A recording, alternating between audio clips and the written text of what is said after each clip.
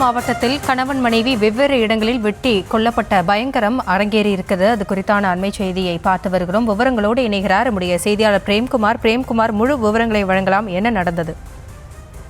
ஹாசினி, திண்டுக்கல் மாவட்டம் யாகப்பன்பட்டி பகுதியைச் சேர்ந்தவர் சேசுராஜ்.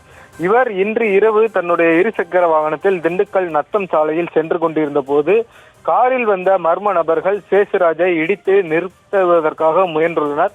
ஆனால் சேசுராஜ் வண்டியை நிறுத்தாமல் சென்ற போது காரின் மூலம் சேசுராஜின் இருசக்கர வாகனத்தை இடித்து தள்ளிவிட்டு சம்பவ இடத்திலேயே பயங்கர ஆயுதங்களை கொண்டு முகம் சிதையும் அளவிற்கு வெட்டி படுகொலை செய்தனர்.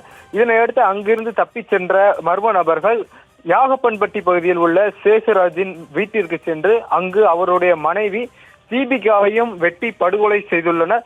இந்த இரட்டை கொலை சம்பவத்தால் திண்டுக்கல் பரபரப்பான சூழ்நிலை நிலவி வரும் நிலையில் சேசுராஜ் 2024ஆம் ஆண்டு மாயாண்டி ஜோசப் என்பவரை கொலை செய்து குண்டர் சட்டத்தில் கைது செய்யப்பட்ட நிலையில் தற்பொழுது அவர் பிணையில் வெளியே வந்துள்ளார் என்பது குறிப்பிடத்தக்கது.